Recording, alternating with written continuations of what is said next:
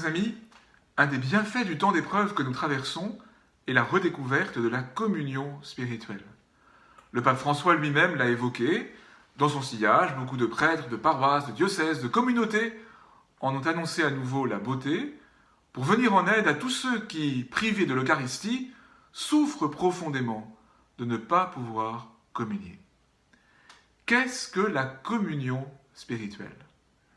La communion spirituelle, c'est une manière d'accueillir le fruit, la grâce de l'Eucharistie, alors même qu'on est empêché de recevoir le corps du Christ ou de prendre part à la célébration de la messe.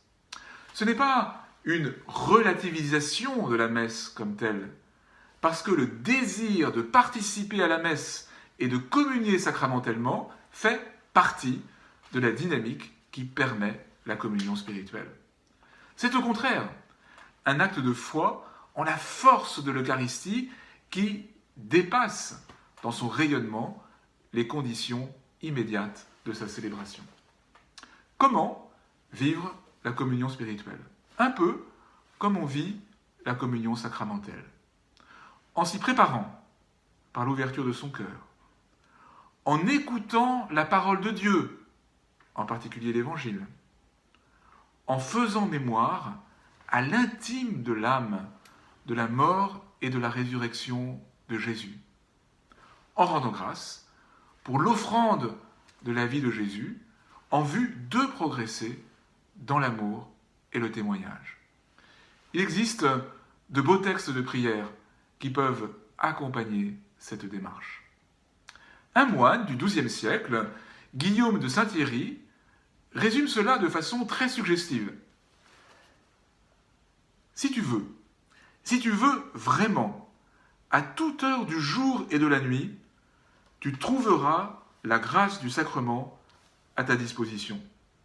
Chaque fois que le souvenir de celui qui a souffert pour toi incline vers la passion du Christ et ta tendresse et ta foi, tu manges son corps et tu bois son sang.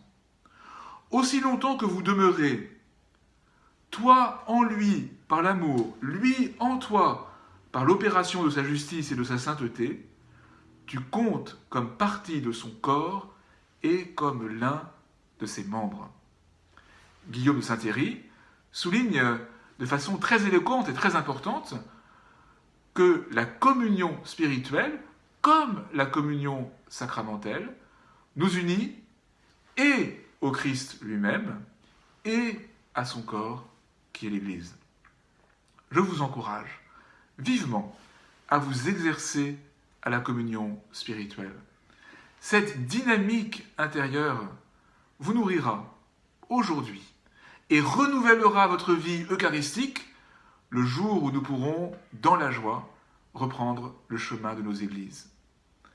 Dans une logique analogue, il nous faut aussi redécouvrir le baptême de désir et la contrition parfaite, ce que je vous proposerai par de prochains enseignements. Bon courage!